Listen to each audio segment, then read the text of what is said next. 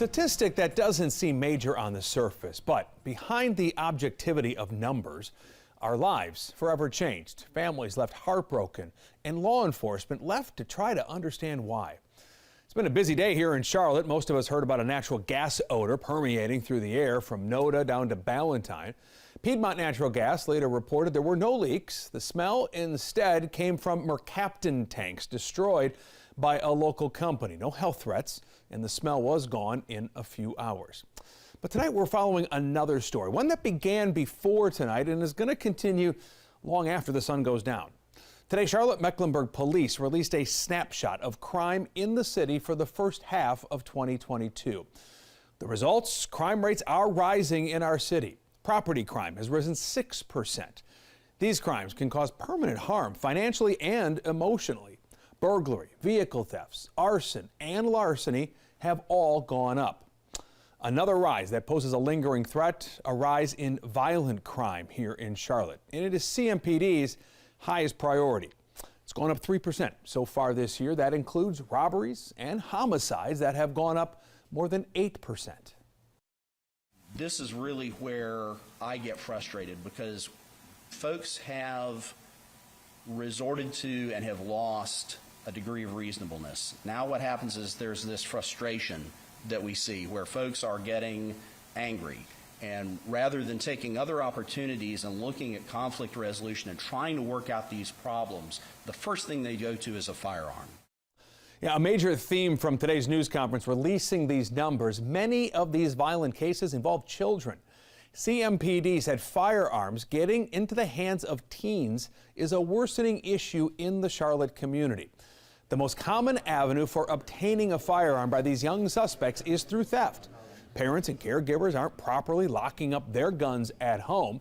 People are also leaving firearms inside their cars, and in many instances unlocked, where those firearms are then easily stolen. Look at this here.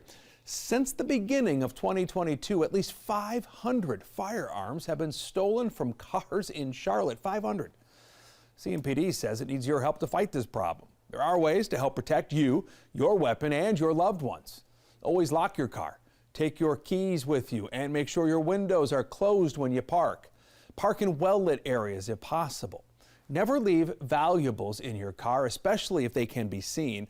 And finally, for parents right here, know where your child is and what they're doing. So far this year, CMPD says they have seen 118 juvenile suspects connected to gun violence and more than 480 juvenile victims. CMPD held today's update at the Faith Christian Methodist Episcopal Church. It wasn't a random selection. Officers say they found a 17-year-old dead less than a half mile away. Parents often look at a kid who is 16 or 17 or 18 years old, and they see in their head that beautiful child, that firstborn child, that young baby, the toddler running around the house. They see that. In their head, that's what they're seeing. Emotionally, that's what they're seeing. But the changes in society, social media, the exposure to violence, those things age youth very rapidly. So by the time they get to be 16 and 17 and 18-year-old, that exposure has changed them and makes them fully capable of committing offenses that an adult would. Yeah, interesting, right? They're aging faster. One violent crime happened just yesterday in a shopping center on University City Boulevard near Old Concord Road.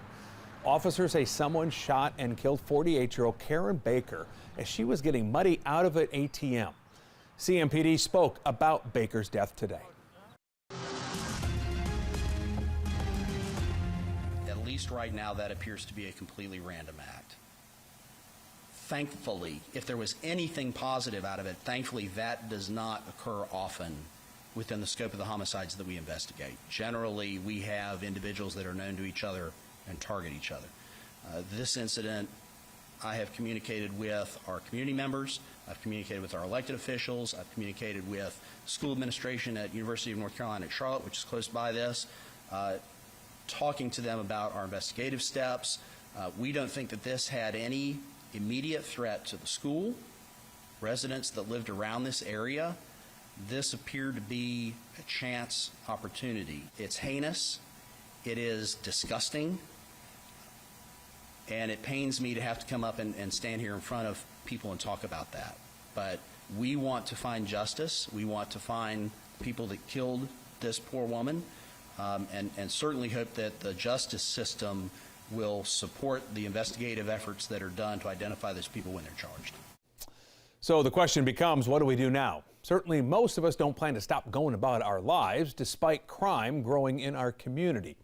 Today, officers said most crime in the Queen City can be prevented. A big phrase that came today is situational awareness, knowing what's around you and looking to keep your eyes up, especially in a growing city. To be safe, to take care of yourself in a growing community.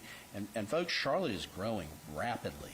You don't have to walk but a mile from where we are right now in this church to see the changes in this community, the development, the growth. And it's not just natives from Charlotte. There are people coming from all over the country, and not all of those people are good people. Be safe. We have people that grew up in small towns that come to Charlotte, and now you're in a big city environment. Certainly, we want to be there for everybody all the time if we can be. But again, doing some of those small things, we think can make a big change in victimization. Another way you can help slow crime in our city, remember, if you see something, say something. Every week on WBTV, we bring you local crime stories, and you're asked to call Crime Stoppers if you know anything about what happened. You may wonder, does calling that number make any difference? Well, it turns out it has, and it does. Today, CMPD called the Crime Stoppers program a success. In the second quarter alone, tips into Crime Stoppers helped CMPD make 83 arrests and clear more than 185 cases. More than $1 million in stolen property, $7,000 in cash, and $95,000 worth of drugs have all been recovered. CMPD also paid out more than $5,000 in reward money to people who simply picked up the telephone. Something to think about here tonight. Let us know what you think. Use our hashtag OYS Tonight on Twitter, or you can scan the QR code on your screen to write us.